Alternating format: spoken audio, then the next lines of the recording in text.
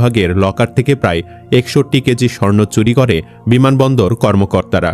অর্ধশত কোটি টাকার বেশি দামের এই স্বর্ণ চুরির সঙ্গে এমনিতে 250 গার্মেন্টস বন্ধ হয়ে গেছে। এখন আরও অনেকগুলো ঔষধ কোম্পানি সহ গার্মেন্টস বন্ধ হয়ে যাবে। একজন লিখেছেন, আগুন ছাড়াই 61 কেজি স্বর্ণ গায়েব হয়। আগুন লাগার পর কত কেজি হবে? বলা হচ্ছে অগ্নিকাণ্ডের কয়েক ঘন্টা আগেই বিপুল পরিমাণ মূল্যবান পণ্য, বিশেষ করে স্বর্ণ, ইলেকট্রনিক ডিভাইস হুমকি হয়ে দাঁড়ায়। কিন্তু হজরত শাহজালাল আন্তর্জাতিক বিমানবন্দরের কার্গো গুদামে ঘটে যাওয়া সাম্প্রতিক অগ্নিকাণ্ড যেন সেই আস্থার মূল ভিত্তিকে নাড়িয়ে দিয়েছে।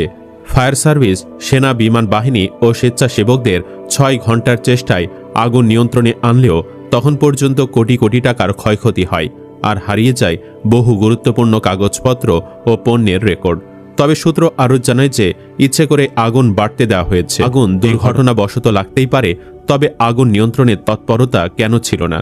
তথ্য অনুযায়ী আগুনের আগে পণ্য স্থানান্তরের, অর্থাৎ আসল মালিক নয় একটি বিশেষ দলে লুটপাট করে পণ্য সরিয়ে নেওয়ার ঘটনা কি প্রমাণ গায়েব করা পূর্ব পরিকল্পনার ইঙ্গিত নয়?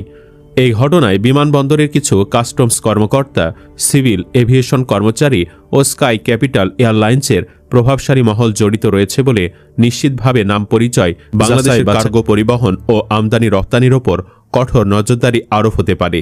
এমনকি IATA নিরাপত্তা সার্টিফিকেশন নিয়েও সংকট দেখা দিতে পারে। সরকার দ্রুত